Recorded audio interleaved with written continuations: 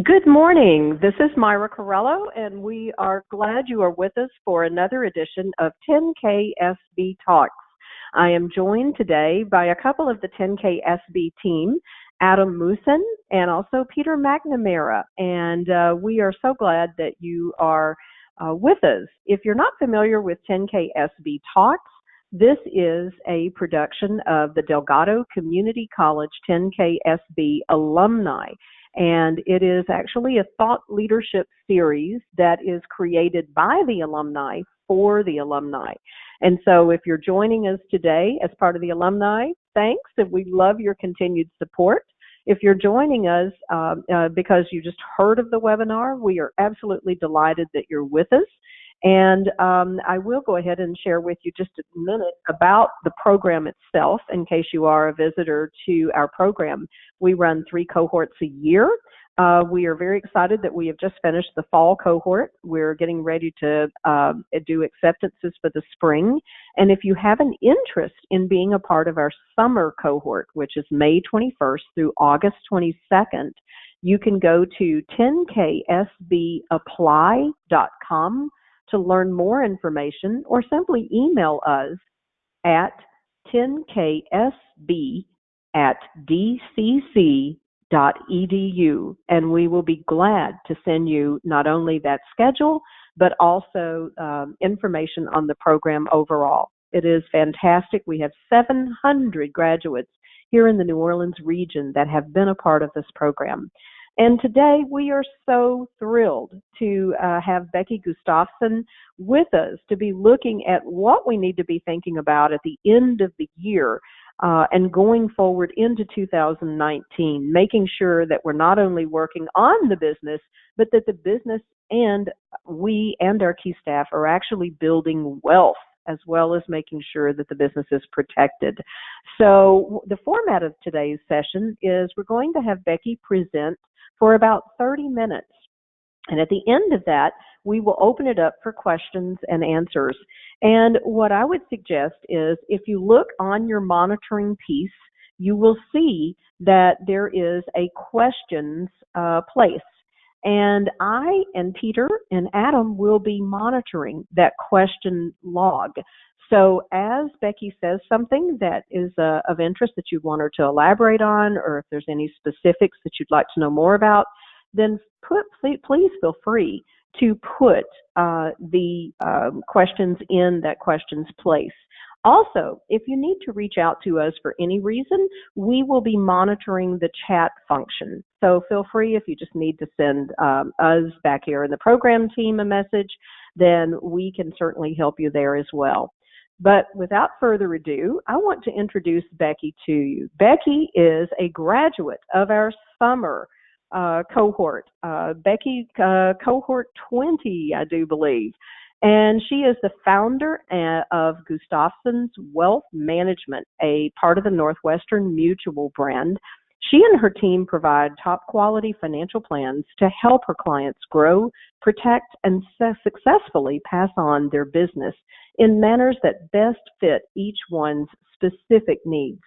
Becky is the president and founder of Power of Women, an organization for female business owners and executives, and she's also president-elect of the New Orleans chapter of the National Association of Women Business Owners. And I am thrilled personally to have her coming in as president, as being a past president of this incredible organization. So Becky is a powerhouse in the office and out of the office. And we're just thrilled that she is willing to donate her time today to give us some information on how to truly begin building wealth and what we need to be thinking about over the holidays to start 2019 in the best way we can. So Becky, thanks so much for doing this, and I'm going to turn the program over to you.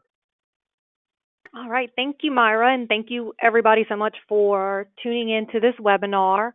As Myra said, my name is Becky Gustafson. I'm a board-certified financial planner and founder of Gustafson Wealth Management. I am very proud graduate of the Goldman Sachs 10,000 Small Business Program, Cohort 20 here in New Orleans. Like many of y'all on the call, I'm also a business owner, so I'm very sensitive to the needs that business owners have when it comes to your financial planning, what you're doing to try to grow your own wealth, and then how are you balancing this out with everything you're trying to do for your personal financial planning and for your family. I love working with business owners.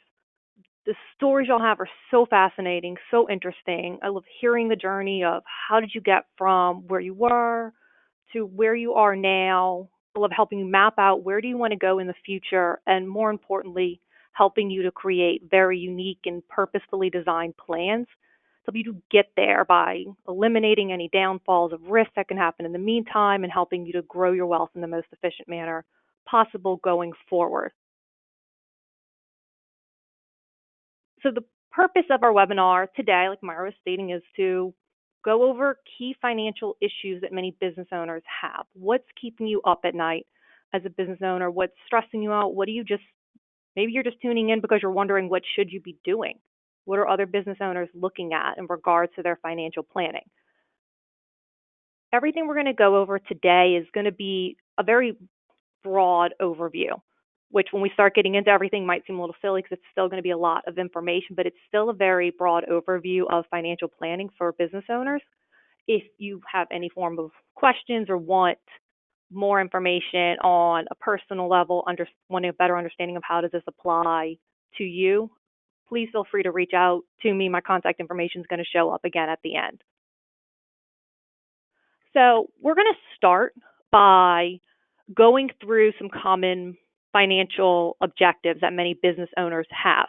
And I'm going to want you to rate these from a scale from 1 to 10, 1 meaning this is something that's just not important to you at all, 10 meaning it's very important, important as in of these areas we're about to go through, what's really keeping you up at night, what's stressing you out, what do you just want more information on, and what are you curious about? So within these areas of planning on either for your business, for your key employees, for you, the business owner, or for all of your employees in general, I want you all to take a quick 30 seconds, a minute, just to read through these and scale where do you think you fall.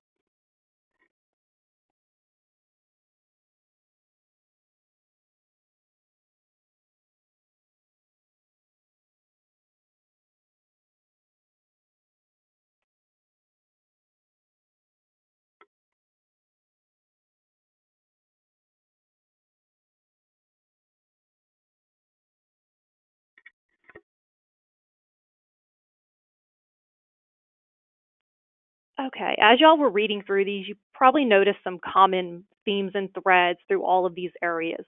A lot of this is addressing a lot of risk that can occur within your business. What do you need to do to looking at what are the risks? We're going to address some areas that you can look at for protecting that. Exit strategy planning. What do you need to do as a business owner to remain competitive as far as employee benefits, to attract and retain the best and the brightest? And when looking through this and when we're talking about our businesses, as business owners, we tend to know that a lot of running our business is managing our assets and liabilities. We all remember the financial module of just we're looking at our balance sheet, assets and liabilities. But on those balance sheets, everything we're really looking at is very black and white numbers. For us as business owners, a lot of these assets and liabilities are more than that. There are our employees.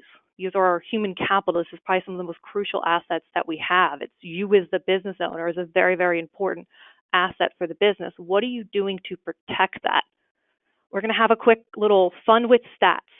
So a recent study done by Access Perks interviewed a ton of employees, and they found that 83% of employees will make decisions on whether or not to stay or change a job purely based on the health insurance benefits. 59% of the employees that they interviewed stated that their health and wellness plan has a huge impact on the loyalty that they feel towards the company and the business that they're working for. So this right here just shows you that having these employee benefits are just very, very crucial in regards to a proper attraction and retention plan for you to run your business more efficiently and lessen that liability of turnover. As business owners, many of the driving questions that we do have is, how do we spend our money? Common thing we always hear is, takes money to make money, spend money to make money, but what's the best way to do that? How much should you be putting into your benefit plan? How much should you be putting into buying more office space, new equipment. What's the best use of these dollars? How do you also balance what you're doing as far as investing in the business while not forgetting to invest in what you need to be doing for your retirement, for your children's education, for what you want for yourself personally, and not forgetting about those important aspects of your overall plan? And then who can you lean on for honest advice? I'll give you all a quick little example of how all this can really balance through. I have a client of mine I've been working for a number of years now.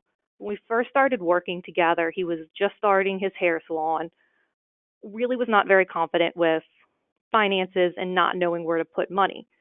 So, of course, we met, took a step back, and was really just looking at everything, planning with foresight, looking at what were his bigger concerns, which was having enough money in an emergency fund personally, having enough money in his operating account for the business. He still wanted to know he wanted to grow his business a lot, wanted to start saving for retirement, not having that as a second thought, and wanted to eventually buy a house. After about a year of working together, this client was already on track and was funding, maxing out all of his simple IRA that we ran through the business. We set up personal savings accounts for retirement. He had his emergency fund personally set up.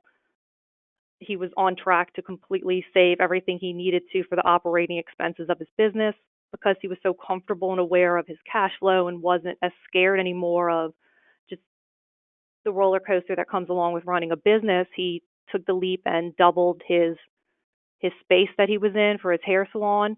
And then after our conversations and me helping him to understand what the conversations he also needs to have with his CPA to make sure that his income statements look a certain way, because as business owners, we write a ton off, but that can have negative impacts when it comes to getting home loans, getting property loans for our business. So he's able to work through that. And after 2 years, he was able to show enough income on his statements to be able to get a home. So this was a very clear example of there are ways to make all of this work together, understanding what money needs to stay in your business, what do you need to start paying yourself personally to be able to make all of this really work for you. When we're looking at protecting our businesses and where we're growing wealth for our business, there's 4 critical assets to keep in mind. There are physical assets such as our buildings, machinery, inventory, our employees, like we discussed, which is our human capital, the business itself, your reputation, your goodwill, really the legacy you envision that you're leaving behind, the impact that it's making on the community. And then for you as the business owner, you are the key employee of your business. And we're looking at trying to protect and integrate all of these assets into our financial planning role. We really take an overall holistic approach to planning.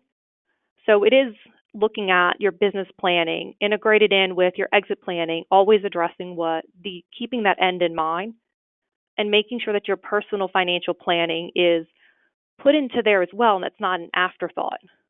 The 4 key financial areas of financial planning are the 2 areas that fall within business planning, which is your risk management and your employee benefits, the exit planning and the personal planning.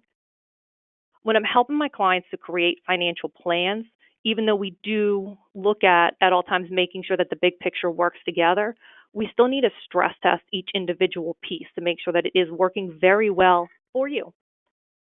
So we do start out by addressing the risk management. We want to build that strong foundation. Let's remove as much risk as we can, making sure liabilities are covered, making sure that the business is protected against any form of extreme losses. So some of the main risks that business owners are addressing are the loss of your physical assets, your intellectual assets, and your people assets, the human capital we were discussing. Your physical assets are many areas that you're going to cover by working with your property and casualty agent. It's your umbrella policies, it's the insurance policies on your vehicles, on your buildings, everything you're going to need to prevent those very, very huge and costly losses. Protecting your intellectual assets, this is where you're going to be working with an attorney, oftentimes a patent attorney, to make sure that you are protecting any patents that you're working on, you're protecting these trademarks, these copyrights. When we're looking at the people assets, this is an area of financial planning that I specialize in helping my clients with. we're making sure that in the event of any form of extreme loss of an owner or of a key employee, whether that's due to a death or an injury, whatever that may occur, that there's plans in place to protect against that. Common things are, what if you lose a key employee? What if they take all of the knowledge that they earned from and gained from working with you, all your systems and operations, and they decide to go work for your competitor? Or they decide to go work for themselves. Yes, you can have non-competes in place to prevent this in some capacity. Oftentimes those are difficult to enforce. There's a lot of loopholes around it, and it's also a negative motivating factor.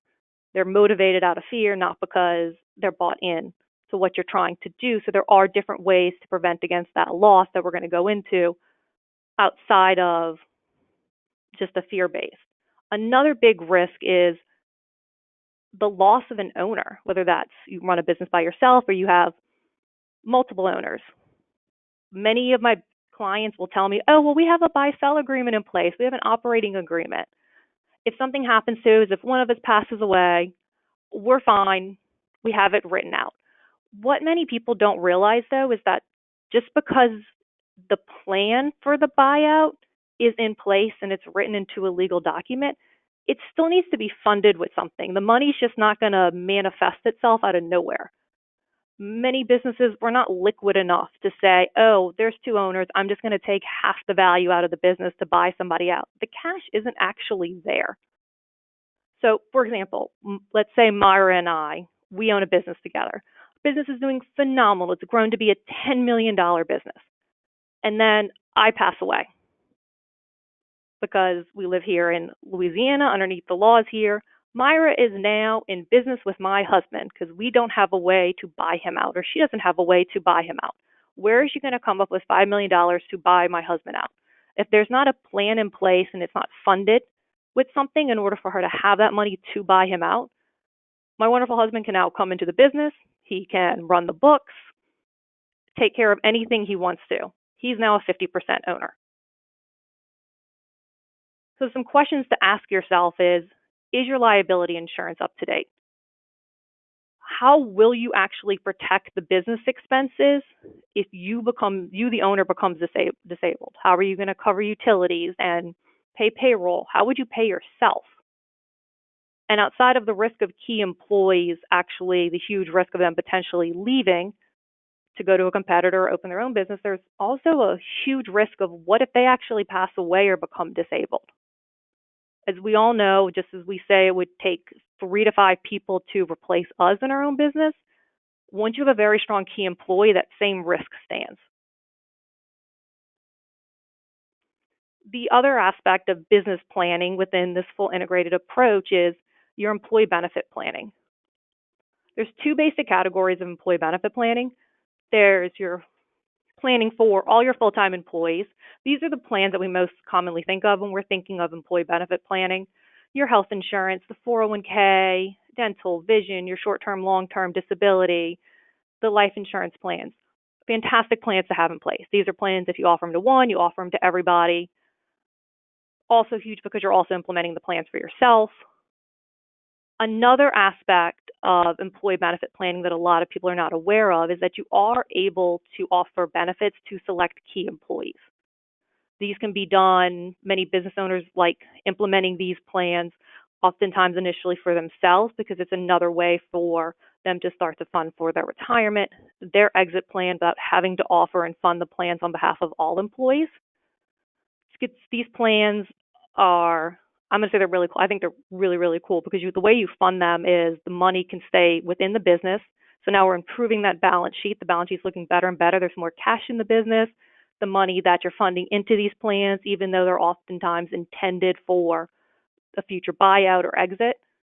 In the meantime, though, they're liquid. It's more cash. The money grows tax-free. The business can access it on a tax-free basis if the plans are designed properly. Very, very, very unique plans to put in place. Another cool strategy with these form of uniquely designed deferred comp plans is when you can start utilizing them for key employees. Because in this scenario, you can set up these plans to where it's a golden handcuff plan. You're incentivizing a key employee. You're funding into a plan for them, a plan that still, for the time being, is owned by the business. So now we're making that balance sheet sexier and sexier, the cash, and it's just getting better. All at the same time, you still have the liquidity aspect, and then you have these contracts for the key employees backed by a legal document saying that, yes, you can have access to this cash, but let's say you can have 50% of it, and the cash it's growing. It's not just sitting there. So I don't want to misconstrue that. But the money that's growing inside of these accounts, yes, key employee, you can have access to this, but after 10 years, you can only have 50% of it. After 20 years, now you can have all of it. So now this employee is positively motivated. You're investing into an account for them. They feel ownership in the company, but you're not actually having to give away ownership, which can be very, very costly. When we're looking at employee benefits, many of us know the main reasons why you would. Some people feel that it is the right thing to do. Many employees will look at it and say, okay, I want to implement this because I want to attract and retain the best and the brightest. You as an owner, you most likely also need coverage for either yourself or your family.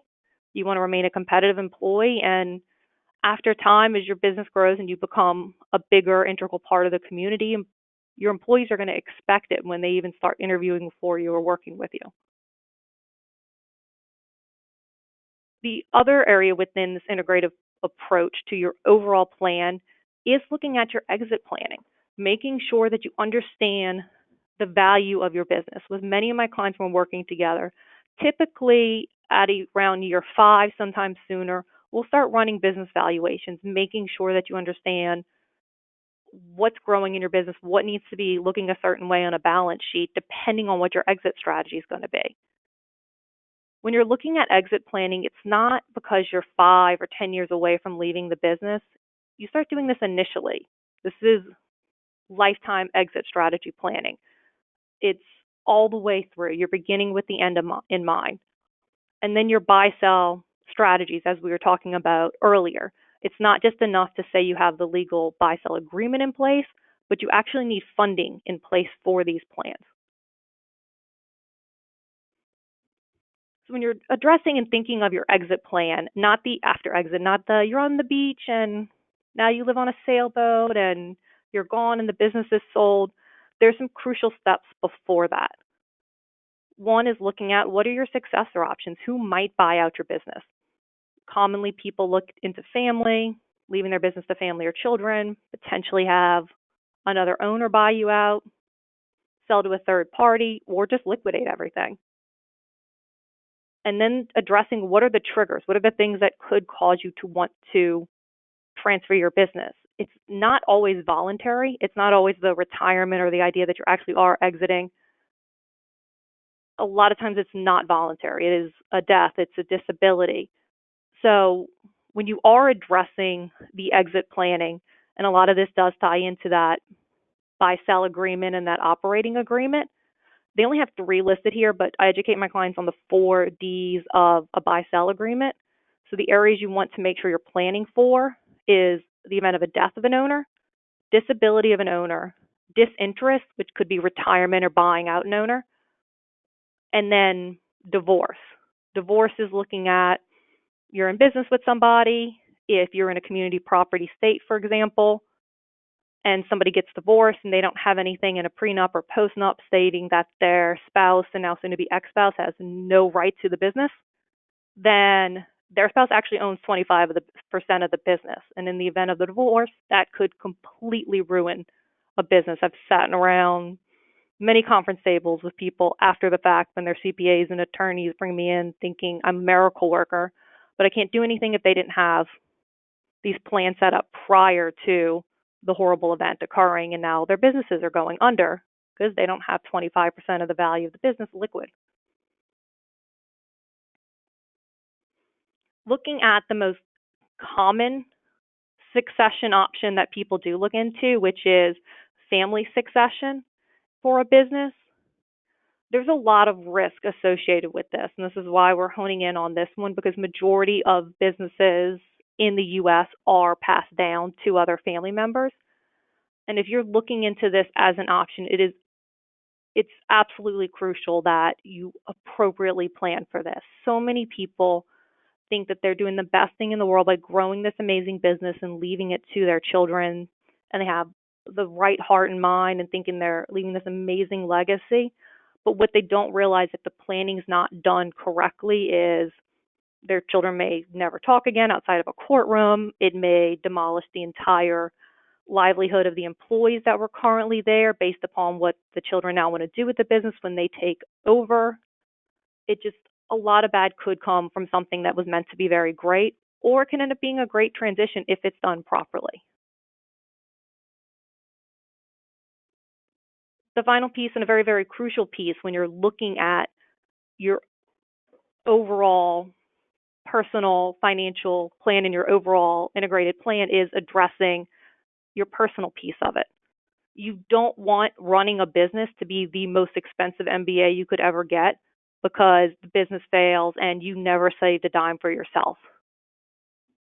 And now not only do you not have anything to your name, but you're most likely in debt and paying that off on top of years of not having any form of compounded interest from saving and investing.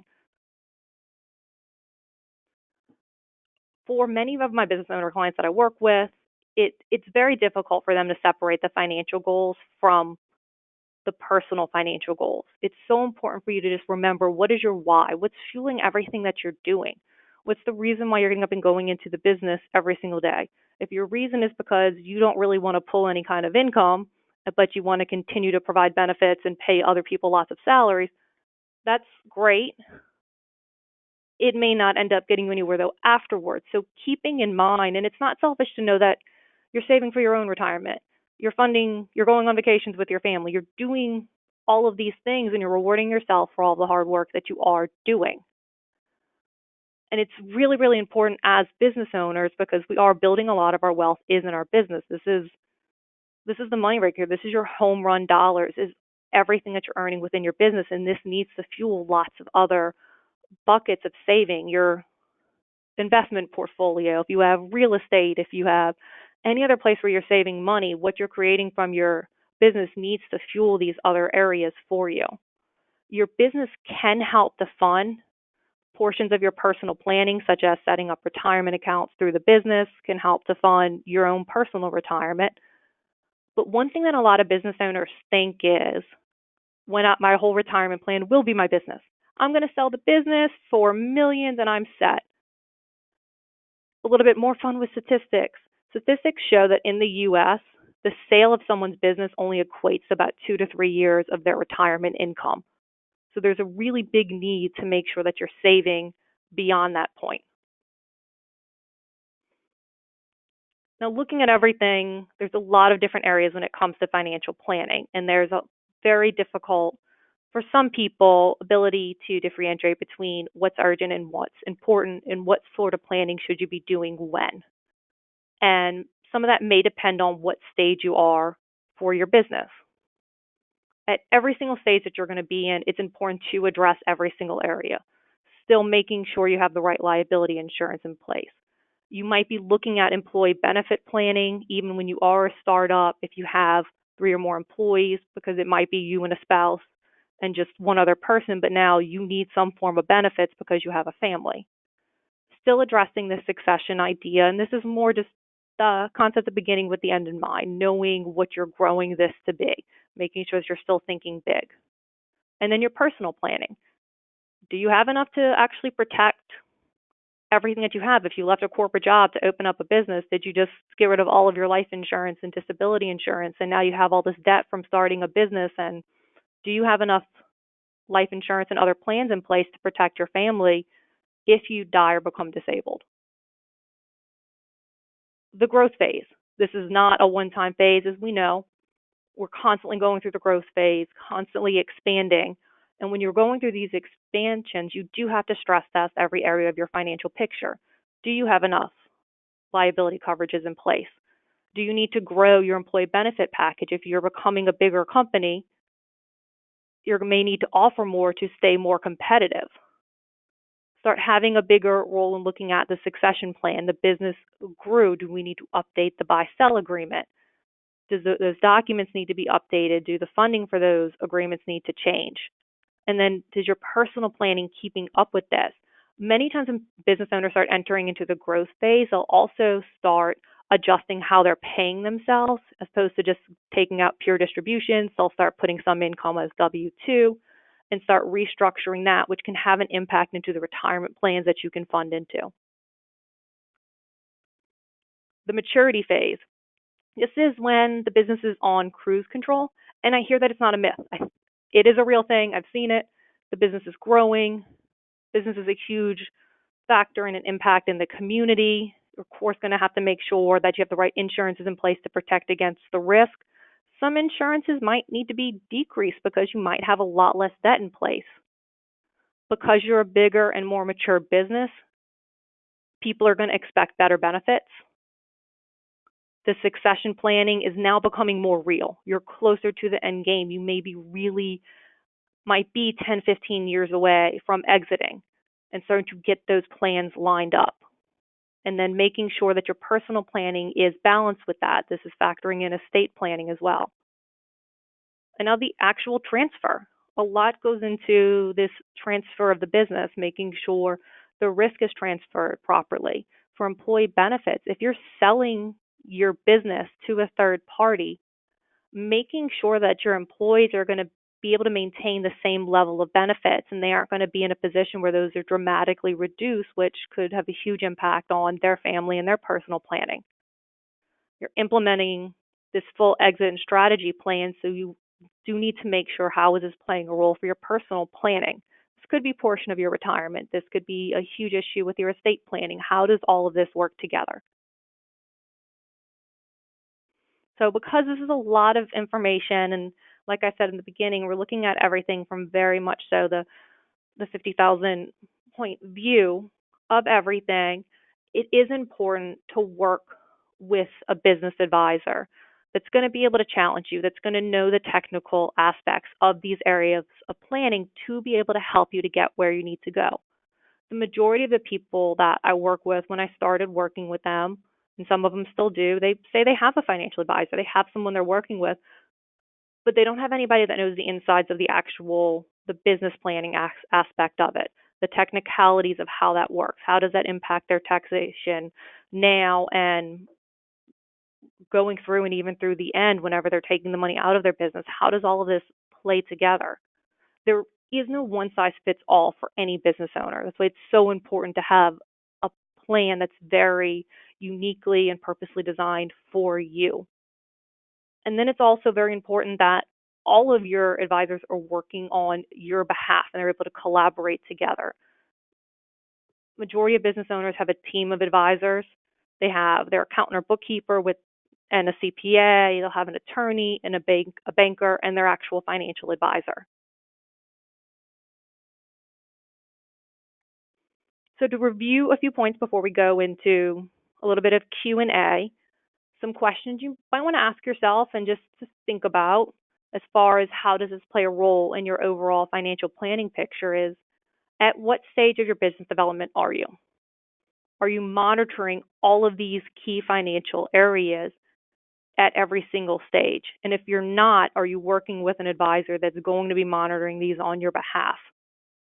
Have you protected the 4 asset classes, which is your physical assets, your employees, the business itself, which is your goodwill, your client relationships, and are you protecting you as the business owner? Are you working with a knowledgeable, trusted business advisor that you like, that you want to help you to plan with, that it's somebody that you're going to be wanting to sit across the table from every year, multiple times a year to help you to grow?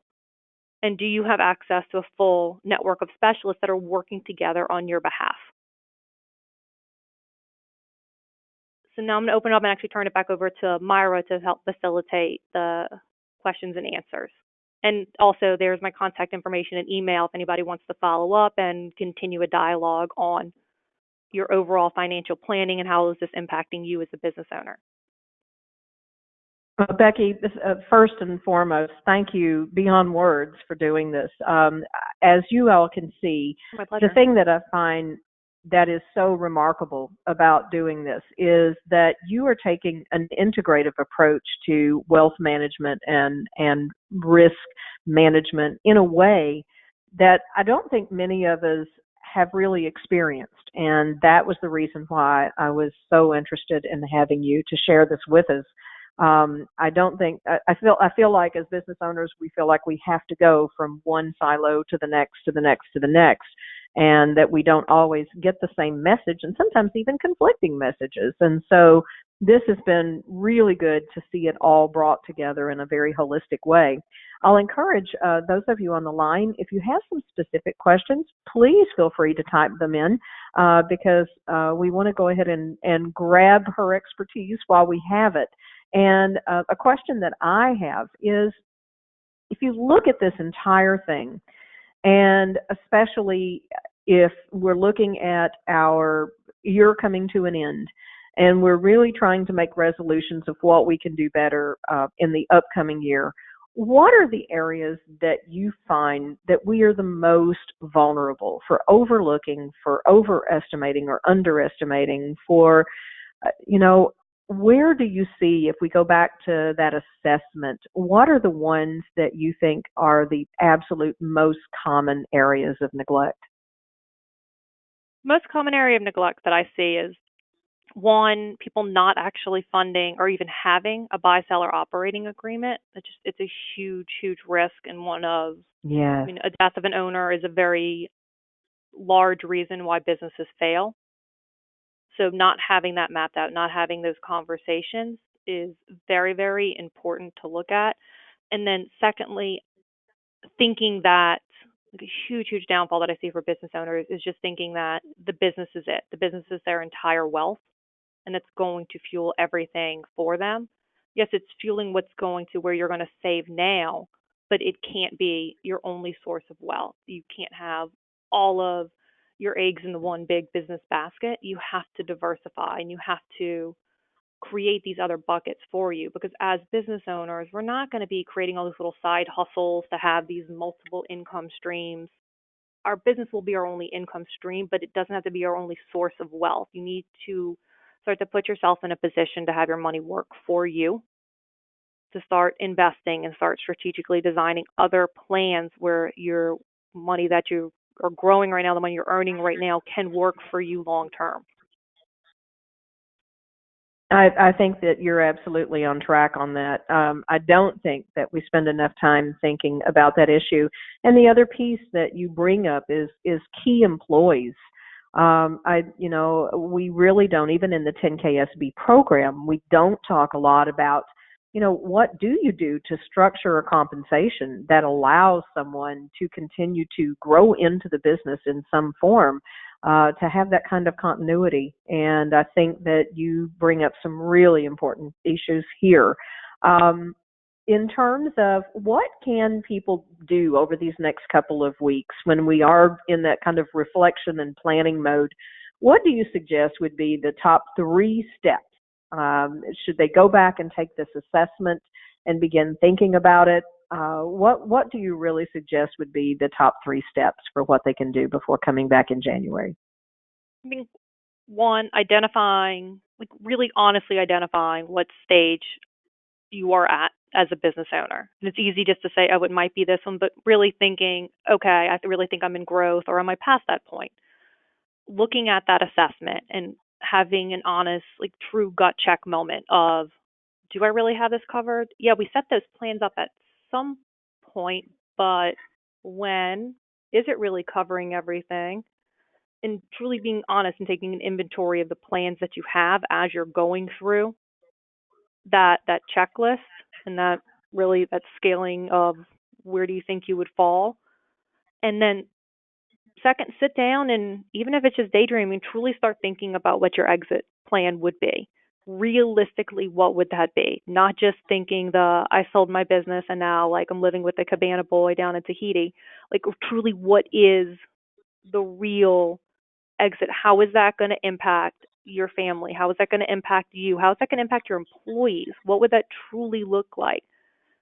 What impact do you want to have on your community? Because I do see from a lot of business owners, as your business grows, it does become an integral part of the community and it's a part of the culture, and you're building something that you want to have this integrity maintained. And how are you going to do that when you pass this business on or sell this business? Will that be possible? And just really being open and vulnerable about what do you truly want.